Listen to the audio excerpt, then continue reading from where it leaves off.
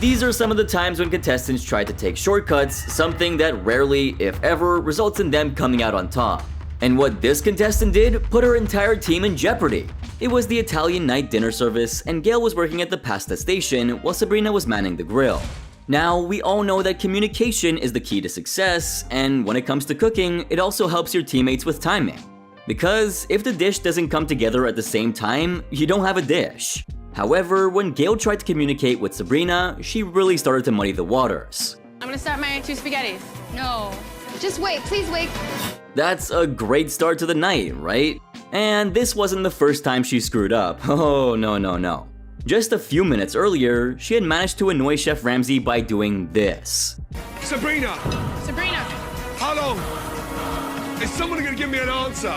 And after all that, instead of clearing the air, Sabrina doubled down.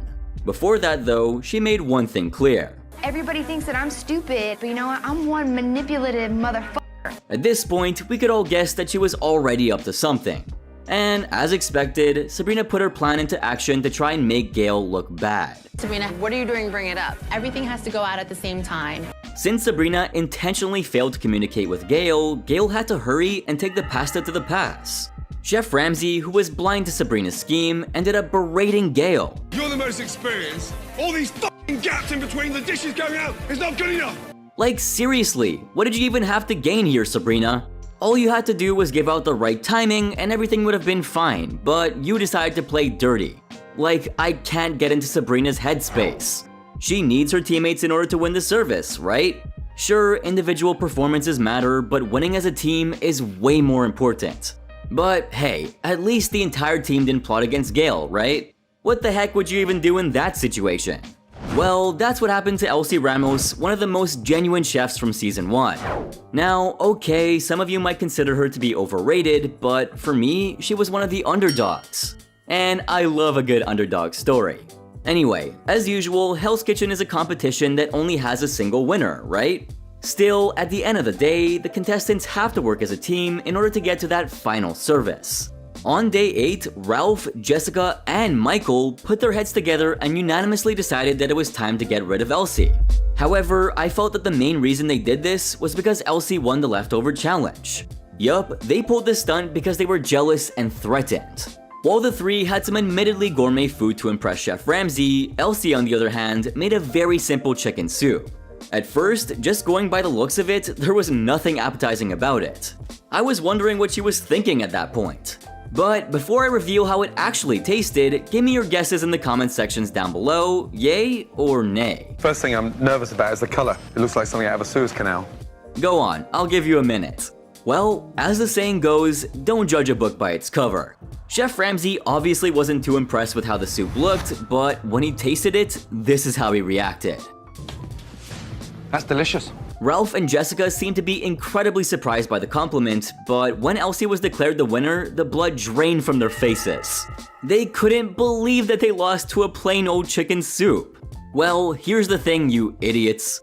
Just because it's simple doesn't mean it isn't delicious, right? Could the plating have been better? Sure, but it was still good enough to win. Anyway, Ralph and Jessica were so pissed, but what they went on to do next really showed how immature they were. They actually went and tasted Elsie's soup just to figure out what was so good about it. I can smell something burning. I want to try it. Like, they really couldn't believe that it was good. The next day, when Michael and Ralph saw Elsie's appearance on Good Day Live, they got even more pissed. Damn, you could say that their hatred was palpable. I would much rather it had been me, but it was her, so be it. She's a little older and, so were those women, so I think she got to kind of bond as far as that goes. This was the very moment when the three contestants put their heads together and plotted against Elsie. Well, of course they did help her earlier. Teamwork makes the dream work, right? But in this case, come what may, they wanted Elsie out. And what can I say other than their plan worked flawlessly? During the dinner service, when Elsie was at the appetizer station, she ran into some issues and was struggling at her station. And like always, when she asked her usually very supportive teammates for some help, they all gave her the silent treatment. The rest of the sauce, Ralph. Yeah, that actually happened. They straight up ignored her. Talk about being rude. I feel so bad for her. As Elsie continued to struggle, Chef Ramsay was also struggling, to keep us cool that is. Finally though, the famous chef snapped at Elsie, and oh how these traitors loved every moment of it. Interesting. What, the private one-on-one instead of the screaming? Yeah, totally.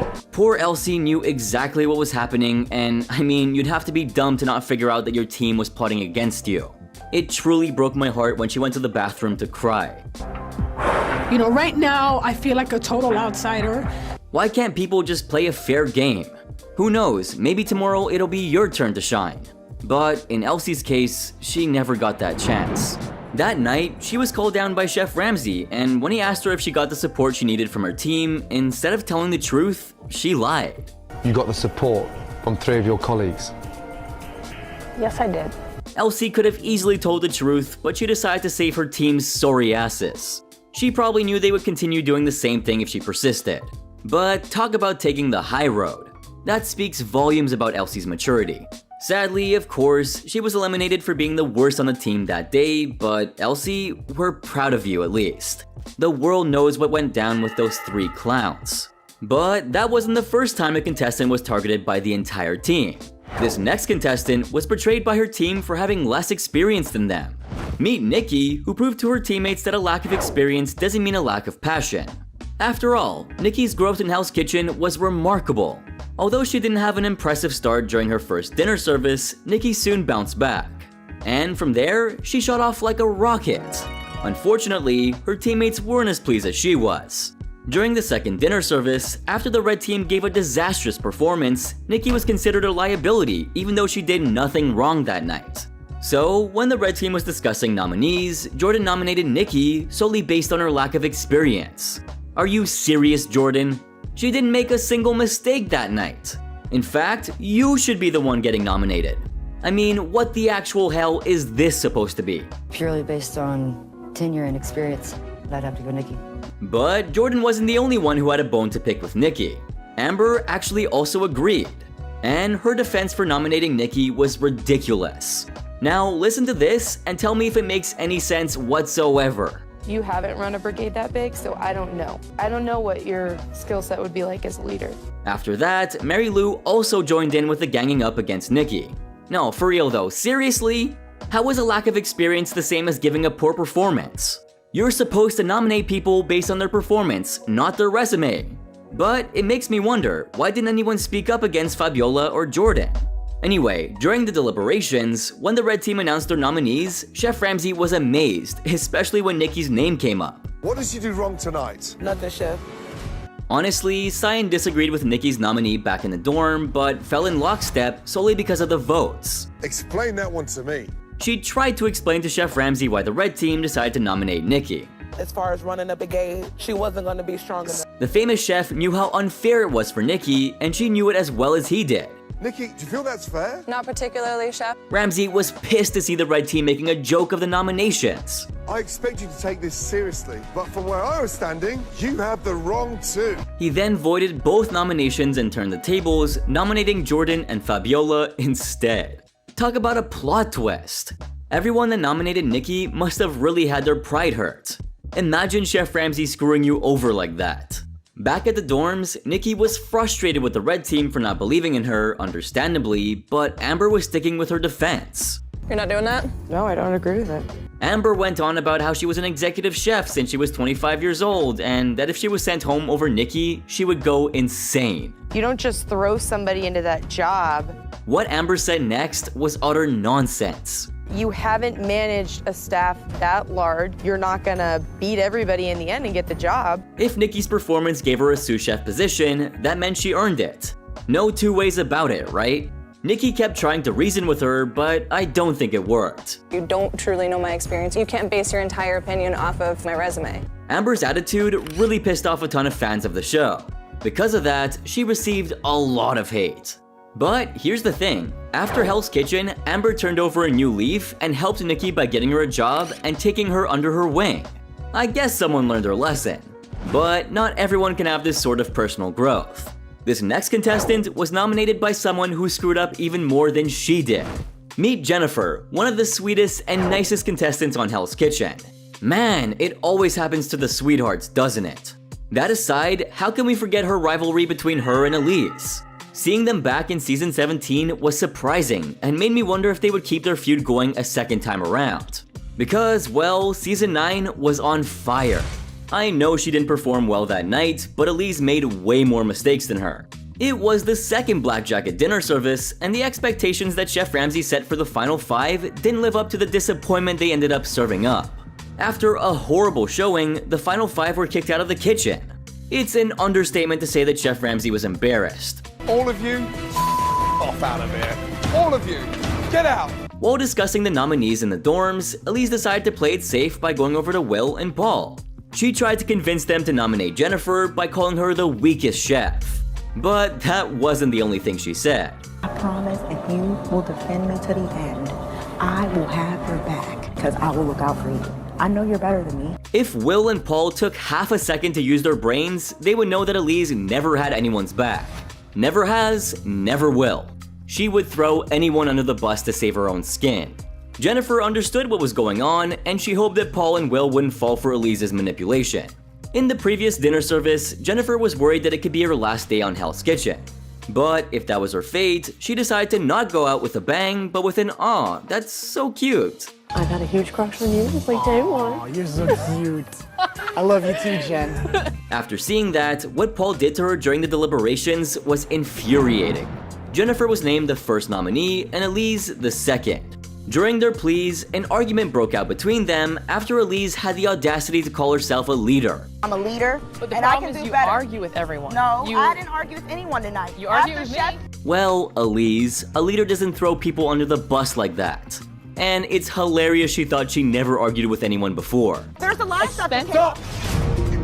What came next was treachery of the highest order.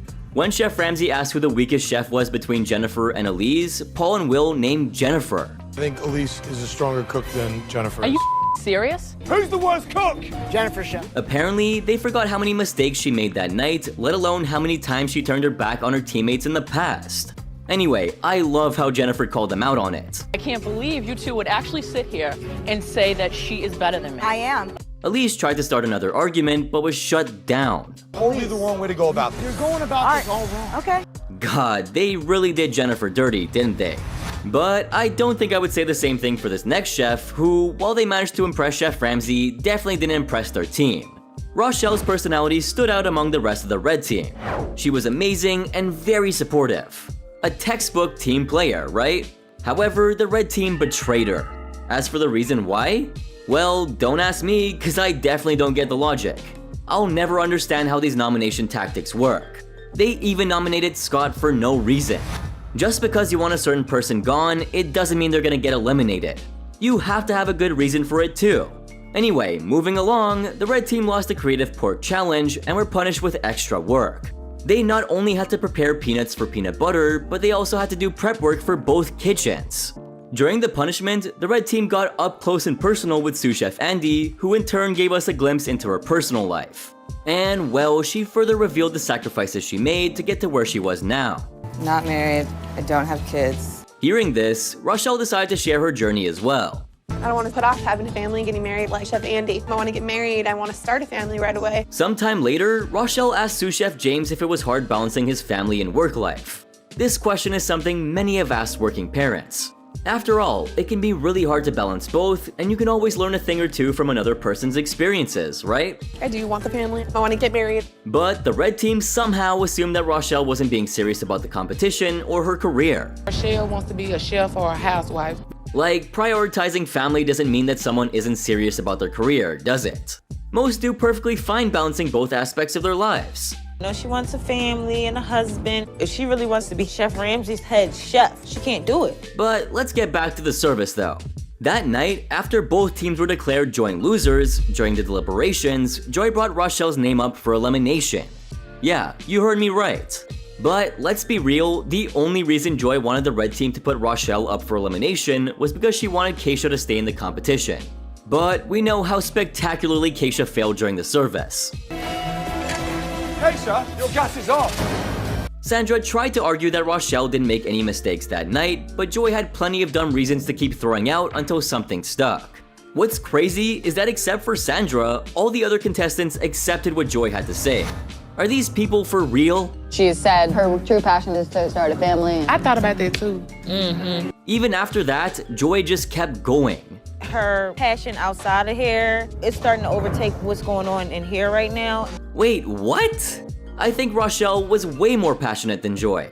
I can't be alone in thinking that, right? What do you think? Let me know in the comment section down below. Anyway, during her plea, Chef Ramsay also expressed his concern as to why she was being nominated for elimination. He simply couldn't understand why. But Rochelle seemed to have it all figured out, and this is what she had to say. We talk about the sacrifices that you have to make when it comes to family and marriage, but I wouldn't be here if I wasn't hungry for it. I love the way she explained the situation to Chef Ramsay. Have you ever seen someone so calm and composed? If you ask me, she would have made a great head chef. But sadly, her teammates got their way. But what if I told you that one contestant had the nerve to serve Chef Ramsay this? Would you believe me? Well, you better start believing because it's all too real. I'm a big lover of shrimp, but I'm not very good at eating shrimp and the sack. It was the 300th dinner service, and the pressure in Chef Ramsay's kitchen was hotter than ever. Matthew found himself at the meat station alongside Peyton, and what's more, he knew that this was his last chance to prove himself. As Chef Ramsay let the entrees get started in both kitchens, Matthew saw his moment. He was assigned to handle the lamb, but when he brought it to the pass, this happened. Sorry? It's rare. It's rare. Pass me, no. It's not funny, Matthew. Anyway, he chewed out the entire team, ordering them to get their act together. Matthew, feeling like he was dragging the team down, stepped back and let Peyton take a man of the meat. Then came the VIP order, a make or break moment. But neither Matthew nor Peyton could remember what was on the order. Chef Ramsay couldn't believe his ears. He was livid that they could forget such a crucial detail and made them apologize to Mike Tyson. It's going to be about another 10 minutes on that. Not a great feeling. Desperation set in as Matthew tried to ensure the chicken was cooked perfectly. He resorted to a sneaky tactic. He pulled a digital thermometer from his pocket, thinking it would save the day. Where the hell do we get digital thermometers? Good question, dude. Well, I'll tell you one thing for sure. That's gonna bite him in the ass. Chef Ramsay, growing even more frustrated, asked for a time on the order, expecting a clear response. But chaos erupted as Peyton and Antonio, another chef, provided two different timings. At this point, the famous chef had had enough. He ordered the entire team to the front of the pass for an explanation. But Matthew only had excuses. It's just really fast and we're trying. And Really fast? Yes. Chef Ramsay forced them to call out the order multiple times to ensure that they were on the same page. Finally, he ushered them into the pantry for a meeting where Antonio knocked some sense into him. Pace is not an excuse. You're in a restaurant. It's not an excuse. When the blue team came downstairs for the elimination, Chef Ramsay had this incredulous look on his face. He held up Matthew's abandoned meat thermometer, which he'd carelessly left behind. Somebody sneaked a meat thermometer in here, still couldn't produce any cooked protein. That had to have been humiliating as hell. Chef Ramsay then took a moment to remind Matthew of his previous screw-ups. Like the shitstorm during the signature dish challenge, that time he served up raw chicken in the alcohol challenge, and now the undercooked lamb during the dinner service. You could tell that the famous chef was clearly running out of patience with Matthew's, well, just Matthew, honestly. Your attitude sucks. Therefore, I'm not listening to your Give me your jacket. Brutal, right? But before Matthew walked out that door, Chef Ramsay had some parting words for him. He basically told him straight up that if he wanted to survive in this cutthroat culinary world, he needed to shape up and get his act together. Oh yeah, and he added this as well. And the next time you decide to cook protein, use it properly. It was pretty crystal clear. In Chef Ramsay's kitchen, nothing gets past him, and he expects nothing less than perfection. Matthew would have known how much Chef Ramsay hates thermometers had he watched season 10, or just any other season for that matter. You gotta remember when this contestant was kicked out of the kitchen in the middle of service for doing the exact same thing, right? A thermometer. The day we need that to cook a breast of chicken. Well, I'm gonna lay it out for you either way. It was the Mexican night dinner service, and Barbie had frustrated Chef Ramsay at that point with her inconsistent muscles and complete refusal to accept Chef Christina's help despite how much she was struggling. And then using the thermometer to check the chicken's temperature? That was the nail in the coffin. What's the big deal about using them anyway though? You've got one, I've definitely got one, what gives? Well, I guess the reason might be that if you're a seasoned chef, you should have the skills to be able to know any given protein's temperature without relying on them. Chef Ramsay can gauge it by feel, but you can also determine it by slicing into the meat as a last resort anyway. I mean, they're in this competition to win a head chef role at one of his restaurants, so it's fair for him to expect those standards, right? And more practically, puncturing the meat with that giant metal rod will send those meat juices on a one-way trip out of the meat, drawing it out real quick while it rests. So if you thought Chef Ramsay was making a big deal out of nothing, well, you're kinda wrong. Anyway, up next we have Vinny, the self-proclaimed judge, jury, and executioner of the show. He was assigned as the assistant maître d' during the second service in season 8. This guy couldn't even remember which tables he was in charge of, and it took him a solid 30 minutes just to get his first order ticket to Chef Ramsay. Vinny, are you trying to sabotage your own team? No, not at all. No, understand what you're doing. Own up to it. Strike one. But then, this little backstabber did something even more awful. I'm gonna be perfectly honest with you. If you guys order sides, you're gonna be here till next Tuesday. Okay, so trust issues aside, who gave you the right to make that call, huh? And oh, strike two by the way for those of you keeping score at home. Thankfully, James caught wind of Vinny's little scheme. He dragged Vinny over to the pass and laid it all out to Chef Ramsay. This move led to Vinny being summoned into the kitchen where he tried to explain himself. According to him, he only told the table to skip the sides because he knew Raj was slow. Now Captain Vinny here is telling the customers not to order sides. Man, don't do my homie Raj like that. Dude deserves better. And that is a hill I'd choose to die on any day of the week. Cause like, that isn't Vinny's place to decide. Only Chef Ramsay has that kind of authority. You do not decide what goes out of this kitchen. Get out! But anyway, strike three, you're out. Insubordination like that was immediate grounds for elimination in my opinion. I mean, look, we've seen contestants get the boot for way less than that. Chef Ramsay was honestly pretty lenient here. However, one might argue that his intentions were good. I said exactly what was the truth, whether it was hard to swallow or not. I felt bad for the people. I'd say that they were misguided though, but don't at me. Now, let's revisit the Alaskan Fish Challenge from season 14, shall we? In this challenge, Adam was paired up with Millie. In the beginning, he mentioned that the frigid waters gave him a bit of a startle when he grabbed the fish, but they managed to get their halibut pieces just right. So far so good. Chef Ramsay and Michael Simorusti were judging when he presented his dish, a pan-seared halibut served with grilled baby bok choy and basmati rice. Okay, so do you want the good news first, or the bad news? Good? Okay, I got you. The judges were reasonably pleased with the flavor of his fish. But here comes the bad news. This time, Adam found himself in hot water. Millie served his halibut with cheese with bell pepper rice, and the judges got this funny feeling. Did you take some of Millie's rice? I'm sorry? I'm gonna cut the bullshit. Did you take Millie's rice? They accuse Adam and Millie of sharing ingredients. Well, did they? I don't care. Yeah? Unfortunately, yes. Turns out, when they got down to it, Adam ran into a bit of a hiccup. His risotto, as it turns out, was seriously falling behind schedule. Dude was panicking. Millie, being the kind teammate that he is, came to the rescue by offering some of his own rice to help Adam out. At least Adam didn't try to deny it and fessed up to the whole ordeal. Yes, sir. But the famous chef wasn't about to give him a pass because of his honesty. This was your dish. Absolutely, sir. So, no shared ingredients. You got it, chef. Not good. Ouch. As a result, they lost the round, and the blue team ended up taking quite the hit in the challenge with a less than ideal score of 1-3. Well, I get it. Sharing is caring, but don't forget that you're in Hell's Kitchen. Of course, this video would be incomplete without mentioning this. What do you want? Give me the tape. Give me the masking tape. Oh, I gotcha. Andrew here at least deserved props for ingenuity. Or at least, that's what a ton of fans think. Like this person right here who thinks he wasn't being a jerk at all. It was a smart move to eliminate a bottleneck in the process. But sous chef Scott didn't agree when he caught him straight in the act. Yeah, the silence was me trying to lift my jaw from the floor.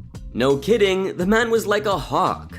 But here comes one of the most hilarious moments from the show. Look at the fillet! Molested that poor thing. People have gone to jail for worse. Looks like he went with it with a jackhammer. Yeah, Seth's filet fiasco. Our man was holding down the garnish station alongside Jay during the first seating of the steakhouse double service. As mind-bending as it may be, he had never prepped a filet before, so he asked Charlie for some help.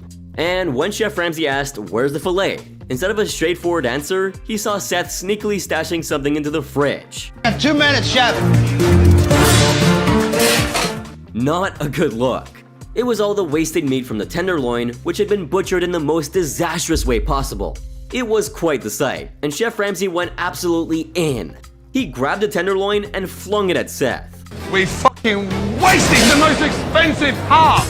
But this reminds me of the time in season 3 when Jen thought it would be a smart move to toss out cooked spaghetti because, according to her, they wouldn't be needed.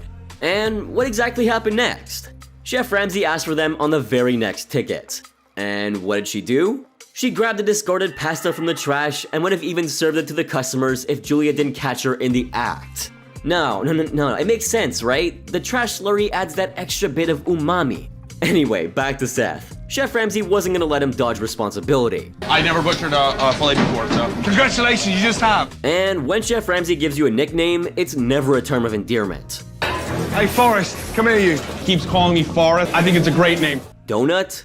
Donkey? Dickface? Muppet? Gremlin? Take your pick, but all of them really just do a number on your confidence. Now fast forward to the second seating, where Seth switched roles and became a waiter. This is where the plan took a really interesting turn. Seth started bringing back steak orders, claiming that they were undercooked. But Chef Ramsay saw right through it. Those steaks were cooked to perfection, exactly as ordered. So why the sabotage? We will do anything we have to do to win. We will take food back up. They sabotaged us first, so now it's open game. You're the only one getting played, dude. Quit dicking around, because do you really think Chef Ramsay doesn't know about those shitty schemes of yours? Hey, are you trying to stitch them? Not at all, Chef. Do you want to serve more food to slow them down? He just asked. Fuck off. However, in the very next service, Seth was at it yet again. What is he doing? Yeah, he was wiping his face with a cloth and then wiping a fresh pan with that same dirty cloth. No, hear him out, you guys. Sweat's got salt in it, right? If this one's for your fucking nose, where's your cooking cloth? I'll have to get one, Chef. Fuck, William. In all seriousness though, the guy gave me a bad feeling from the very start. Do you remember his reaction when Chef Ramsay complained how much he hated his signature dish? That's the worst dish I've ever tasted. And you're laughing. In hindsight, maybe it was a defense mechanism, who knows? Up next is Season 3's infamous wedding planning challenge. Our leading lady, Melissa, basically said, give us this day our daily duck breast. Now, you'd think this change would be smooth sailing, but hang tight, it's about to get really interesting. Jen had some reservations about the cooking time for the duck, but Melissa was firm in her decision. She felt like she was thrust into the leadership role, and she was gonna own it. So the women went along with Melissa's choice instead of the lamb. And honestly, they really shouldn't have. During the service, Melissa made it clear that the team should turn to her for guidance, just as Chef Ramsay wanted. Wait, what? Chef Ramsay never wanted that. Anyway, Julia decided to sear the duck breast, but Melissa had other plans. She butted in and told Julia to change her approach, all while tossing a little insult in Bonnie's way for good measure. A little bit of knowledge of how to cook. Otherwise, you shouldn't be here. You knew how to cook too. Ooh, big talk coming from someone who sucked big time. I mean, come on, her performance was atrocious. Those who have seen the season know what I'm talking about. Julia, trying to keep the peace, took the duck breast out of the oven to let it rest, but guess what? Melissa decided to put it back in to keep it quote-unquote warm. Genius! So, you'll take responsibility when it comes out overcooked, right? I didn't make it overdone. Your job, your station. You stuck it back in the oven. Don't try it. Exactly. She didn't even try to save face. This was clearly Raj level of incompetence. The wedding couple was gonna taste their dishes alongside Chef Ramsay, and that revelation sent a wave of panic coursing through her. Panicked, she tried to persuade Chef Ramsay that it would be a grave mistake to serve their dishes. She even pulled Jen aside and begged her to not serve their dish, insisting that a plain old duck breast wasn't gonna cut it. But Chef Ramsay was through with that crappy attitude of hers. I'm starting to get pissed. Now, will you send your food? Given how spectacularly she crashed and burned, she had a lot of nerve bossing around her team like that. If anybody has a question, let's just ask me, since that's what the chef's been doing. Cringe. Don't know how you feel about public declarations of love. Will you marry me? Now, we all sure love Ramsay's public declarations of disappointment. You're safe, so you're sabotaging everybody else. Absolutely not, Chef. It's fucking raw! Andrea, what a piece of work you are. In the 5th dinner service of season 5, Andrea pulled a rather crafty move. She concealed some burnt Wellingtons, hiding them from her unsuspecting teammates. And then came the deception. She flat out lied, claiming that she was in the process of refiring those Wellingtons. Chef Ramsay, however, has an uncanny knack for sniffing out bullshit. Yeah, shut up. What is this? In absolutely no time, he unearthed a stash of wasted meat, and let's just say he wasn't a happy camper. The famous chef made sure that the entire red team witnessed the burnt Wellington she had tried to keep under wraps, and just to express his frustration, he did this. Pile of shit. Later in the service, Andrea found herself in another predicament. She informed Chef Ramsay that she needed an extra 4 minutes to get her Wellingtons just right. Chef Ramsay, with a raised eyebrow, called her out, noting that she'd given the same excuse earlier. You're fucking up big time. Yes, Chef. And I'm getting really pissed off because nothing's happening. In an attempt to salvage the situation, she admitted that her timing was all over the place, and she hadn't communicated very well with Carol, who was holding it down at the fish station. Well, at least she wasn't deluded about her underwhelming performance. With that in mind, let's get into the egg relay challenge from season 7. Here, the chefs had to whip up 4 different egg dishes: poach, soft-boiled, scrambled, and my personal favorite, sunny side up. What's your go-to eggy delight? Let me know in the comments section down below. Now, the women's team found themselves short-staffed with 1 less member, and Siobhan was tasked with the job of cooking all the eggs solo. Siobhan, Yes, Chef. you're on your own today. Yes, Chef. Ample instructions, right? Hard to mess up, you'd think. But when the clock started ticking with a 5-minute countdown, things took an unexpected turn. Siobhan, who was under the sway of Autumn's suggestions, decided to collaborate with her and Fran. Siobhan, work with me and Fran, all right? No problem. Yeah, so she just gave in. Autumn ended up taking the reins on Siobhan's sunny side up egg in the red kitchen, while Siobhan focused solely on her poached egg. Not quite what they were instructed to do, right? And honestly, I blame Autumn here. We have 5 minutes to make these eggs. Siobhan's got all this to do herself. I can make her sunny side up egg. When the famous chef asked her how long she'd been boiling her soft-boiled egg, Siobhan first tried deflecting. I just cook them every day, Chef, so I have a very good grasp for how long they're cooked for. How could she give a straightforward answer when the truth was incredibly embarrassing? But she did end up confessing that she'd received help from her teammates. Chef Ramsay was utterly dismayed and asked her why she didn't stick to the plan and cook her eggs solo. Because there was pressure from my team. Are you serious? Not from my team, from Autumn. Siobhan then tried to clarify, stating that Autumn had forced her into the collaboration, but Autumn retorted that she had merely suggested working together. The famous chef, not one to let things slide, pressed Siobhan to fess up which egg she had actually prepared herself. So you only poached 1 egg in 5 minutes? I did 2 poached eggs. How can I make it any more fucking clearer than that? Siobhan, consumed by anger at herself for not standing up to Autumn, couldn't hold back her tears. She regretted not pushing Autumn away and taking charge. But if I'm being honest, even Autumn should have gotten criticism for failing to abide by the rules. I shouldn't have listened to the teammates that were forcing me to do something that I should have known was wrong to do. Meanwhile, Autumn showed no remorse whatsoever, feeling like she had just been thrown under the bus. She added that Siobhan didn't know how to keep quiet under pressure. She doesn't have a lot of backbone, and under the pressure, she just doesn't know when to shut her mouth. In the end, only Siobhan's poached egg was deemed worthy of Chef Ramsay's taste buds, and he declared it was delicious, awarding her 1 point. Whose side are you on, though? Speaking of breaking rules, how could I not mention Lacey from season 5? I'm convinced that she came to Hell's Kitchen on some sort of whim. She didn't care about the competition, was lousy, and constantly abandoned her team during the punishments. You really want to start something with me? I'm not really afraid of it. What a great teammate, right? Not gonna lie, her constant whining and threats to quit really got on my nerves. And a ton of viewers feel the same way. Okay, so it looks like I'm running out of time for today, but before I finish things up, here are some dishonorable mentions. Matthew from season 20, who snuck in a meat thermometer, and Vinny, the self-appointed judge, who sabotaged Raj by asking customers not to order sides. Make sure to drop those names in the comments section down below. Trust me, I'm gonna read them. Since my videos would probably be 5 hours long if I tried to cover everybody, be sure to join me on my channel's Discord server for free. There, we can keep the discussion going and expose more times that contestants broke the rules. And guess what? I even have an exclusive server for those of you who are interested. Well, I'm totally excited to see you there, but before you leave, make sure to smack that like, subscribe, and turn on my post notifications to see when my videos come out immediately. Also, don't forget to check out my latest video right here, since it's even crazier. I hope you guys have a fantastic day and have a good one, guys.